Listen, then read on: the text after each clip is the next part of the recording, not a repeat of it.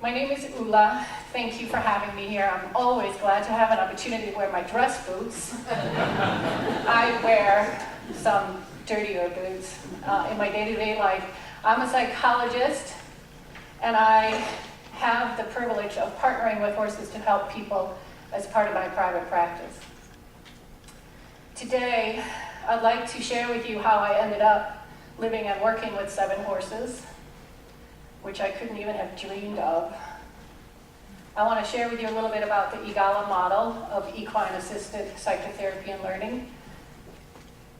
And I would like to share a couple of stories from our sessions and our experiences with how horses heal that relate, not exactly, but somewhat to some of those stories that we heard this morning. I'm really a nervous public speaker, so I found out that when a horse was nearby, I was doing much better. So I brought some today. I don't have horses that don't poop, so I can't bring them in here. I am glad to see a dog, though. We were sharing this morning how being near horses, animals in general, has a calming effect. Yes. Most of us know that. Oh, I should start my timer. So, when I was a kid, I had an imaginary horse for years. It was a brown horse. I spent lots of time with my brown horse. In my imagination, I took over the empty lot next to our house. I built a paddock. I built a lean-to. I sat on the fence talking to my brown horse for hours. We rode too, but mainly I think we talked. My family weren't horse people, and I didn't get a lot of experience with horses, so I didn't have any training. I didn't learn how to ride. I didn't learn how to take care of horses. But somehow, I made all of that happen in my imagination. And then, I grew up, and other things took over my imagination and my reality. I actually grew up in Denmark, which is where my brown horse and I lived. I started traveling in Europe and ended up in America. Got my degree as a psychologist and was working in a really busy level 3 trauma center in Chicago as a psychologist. I would screen all of the mental health cases that came through the ER. It's a very intense job. I was moving to Michigan at the time. My husband and I were moving to Michigan because of his work. He was already working in Michigan and would go and scout homes for us. And I would come out on the weekends to basically ex-nay them. So, that was a long process to find the right home for us. And one day, I remember the moment I was sitting in my cubicle in the busy Chicago ER. Chaos and trauma going on all around me. We had these little cubicles. I remember they were white, and there was a little brown stripe around it. I remember all of that because moments like this stand out in your life. I took a call from my husband while I was sitting there filling out paperwork, and he told me about this house that he had been looking at earlier that day. And he had this very excited note in his voice, and he told me about it. It's a little farmhouse, and it's really charming and full of character. You're going to love it. We're going to have to renovate the whole kitchen. But then he kind of paused, and that same excited note within his voice, and you won't believe it, Ulla, it comes with a horse. I still can't tell this story without crying. Because, time kind of stood still for me in that moment. And I asked my husband, who knew even less about horses than I did, I asked him what kind of horse. And his answer was a brown one. So a few months later, I moved in with this brown horse and lived with it for 6 years. We had a steep learning curve, learning how to take care of horses. There was a box of Oreo cookies in the barn. I'm pretty sure that's not part of a regular horse diet. But we learned a lot, and this horse was a 28-year-old quarter horse. His name was Sundance. And he got to live to be 34. So we had 6 years with him. And Sundance taught me everything. I say, I'm sure that's not true, but he taught me a lot. And he also led me to Gala, which is Equine Assisted Growth and Learning Association. It's a nonprofit organization that's headquartered in Utah.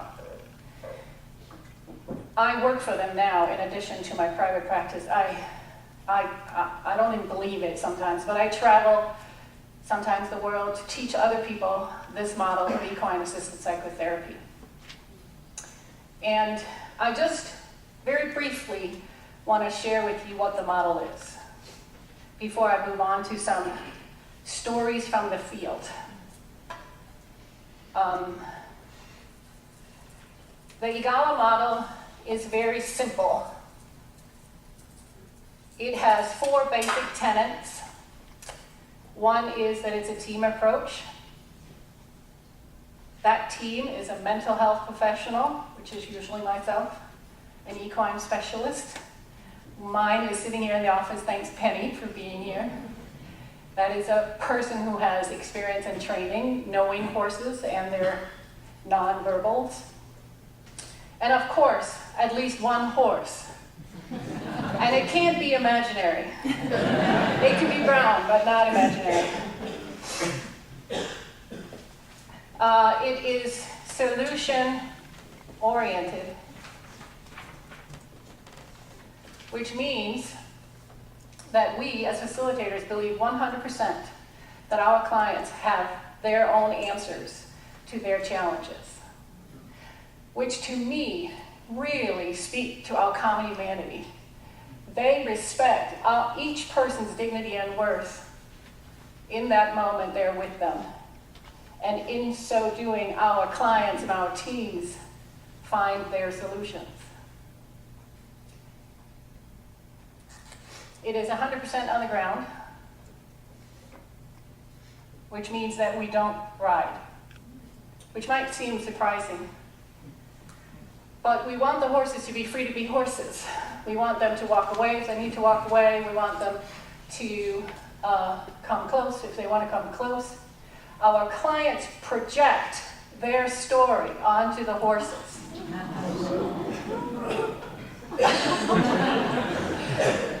That's Juniper and the cat, the barn cat. Yeah. That requires a lot of trust right there. So I thought you were going like, oh, because of what I said. It really wasn't about me. Okay.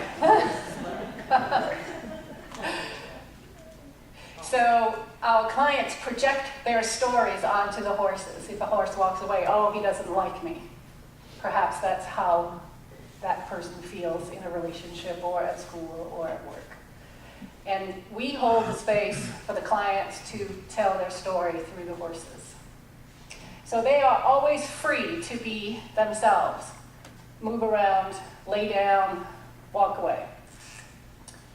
And the 4th basic standard of the model is that it is a professional organization with a code of ethics.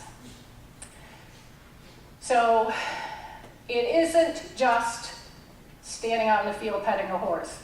There's a lot more to it than that. We hold the space for our clients to tell their stories and find their solutions.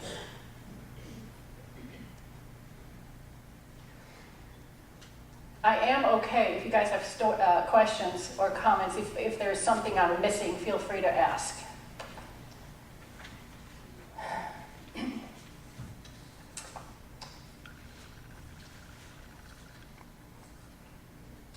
I want to read a poem that I wrote after a particularly profound session that I will never forget,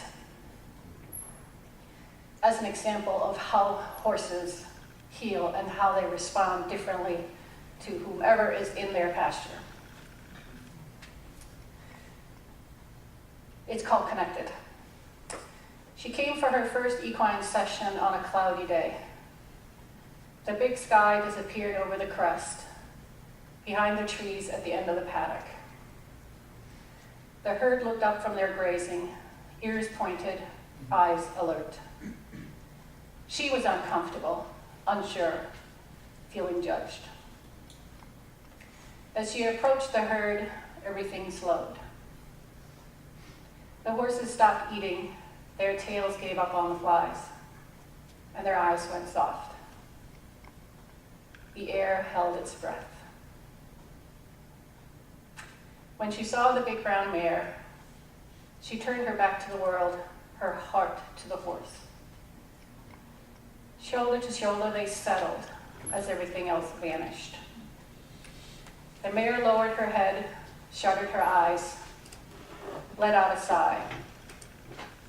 The woman and the horse stood still, open, vulnerable. The world shifted, and something unseen surrounded them, tying the strings of their souls together, an infinite energy of two. She lifted her hand to touch the powerful softness of the mare, and for those long, slowed moments, they were deeply connected.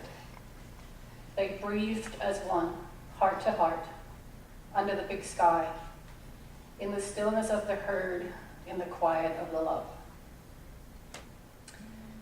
For the first time, she knows what connected feels like, knows what she wants, and faces the world with tears of joy and wonder falling.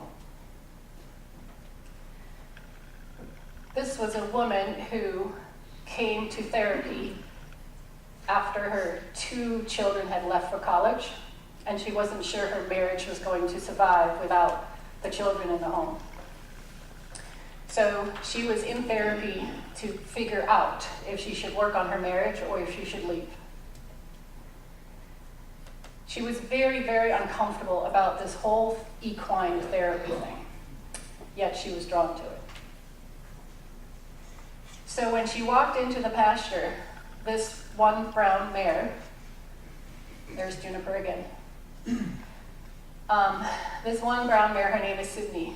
She walked quietly up to this woman and stood still for probably 25 minutes. Dead still. She didn't move. And the woman stood still, right by her shoulder. We said nothing as facilitators. We stepped way back, out of the way, out of her eyesight, and just watched.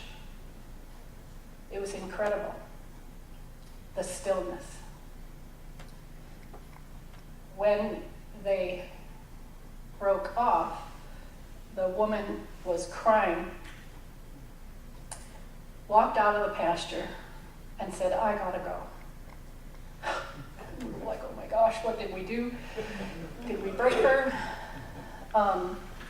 It was very hard just to let her leave without knowing what had happened. But it isn't about us. It was about her experience with this horse.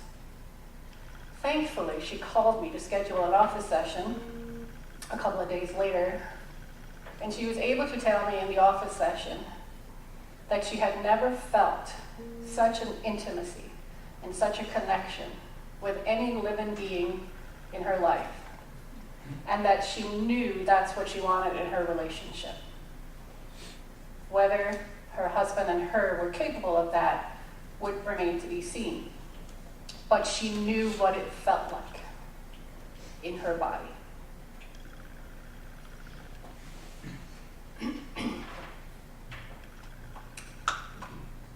I wanted to share another story. Several people mentioned the military this morning in the spiritual inquiry circle. the military is an interesting place, right? Certainly a place where the dignity and worth of each individual may get lost in the structure of the military itself, because we have to act a certain way in the military, right? Well, we had a day-long retreat for female vets a couple of years ago.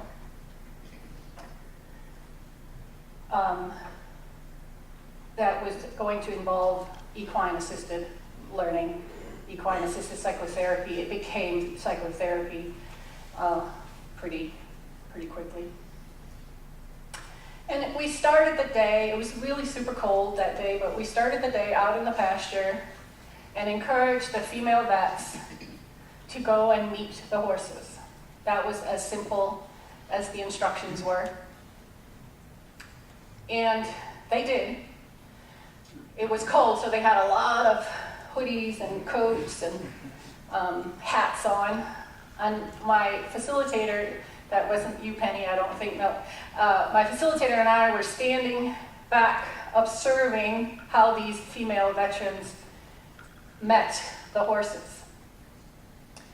And I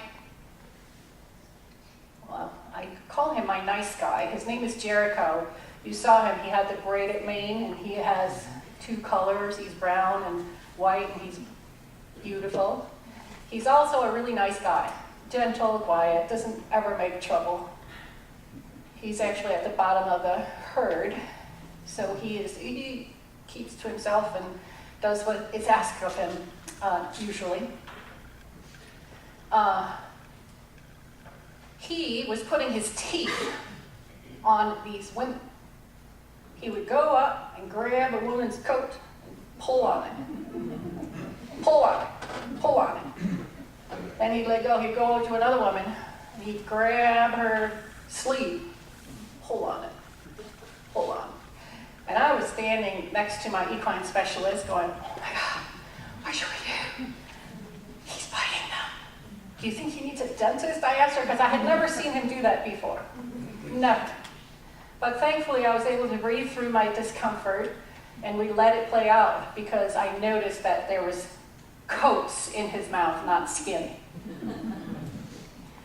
So we went inside the barn to talk about their experience. And they shared how they thought this one was pretty and that one was pretty and this was fun and that was interesting. And they shared several pieces. And at one point, I asked the group, so it was interesting, we noticed that the brown and white horse had its teeth on some of you out there. And the room went quiet. Nobody spoke.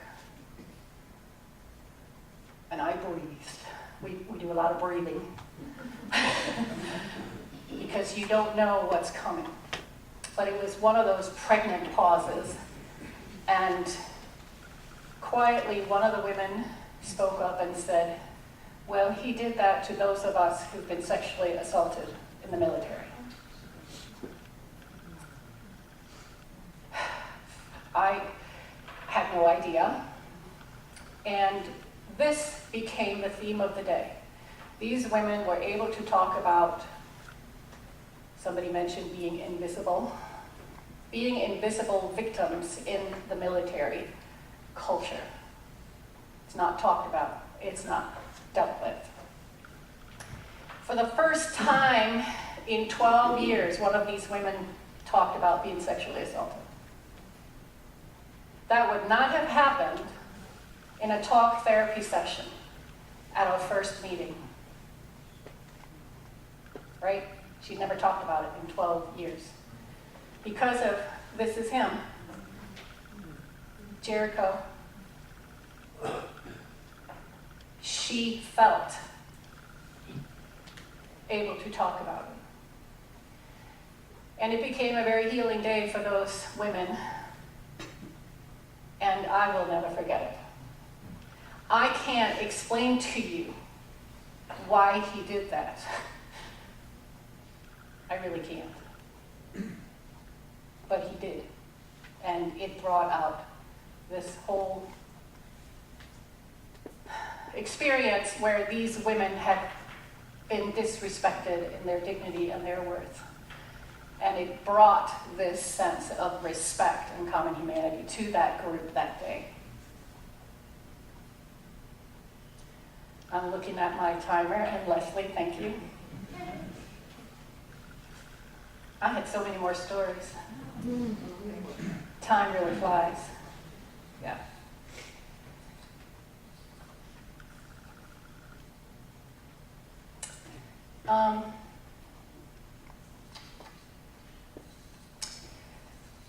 I don't know if I need to talk about why horses.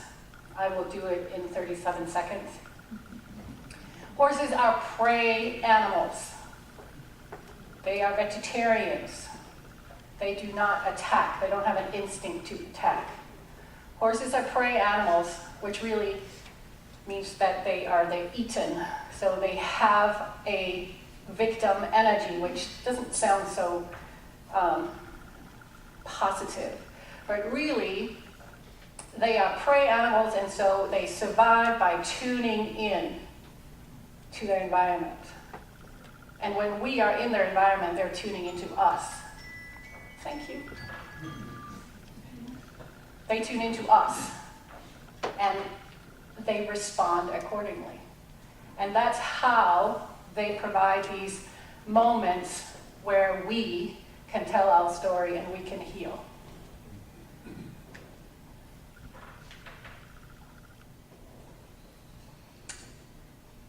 They don't, I had written this awesome ending somewhere. But now I can't find it. Yeah. So it is a sense, I hope I have conveyed that we talked a lot about discrimination this morning, and I hope that you guys can, from these short stories, hear that horses don't discriminate. They don't know race or color or gender or economic or social status. They don't see differently able bodies, they just see bodies. Maybe they see energy. I'm not sure what they see. But they do have the presence and the compassion to enrich our lives and to empower us to respect the dignity and worth of each person we meet if we take some lessons from them. And I think that's it.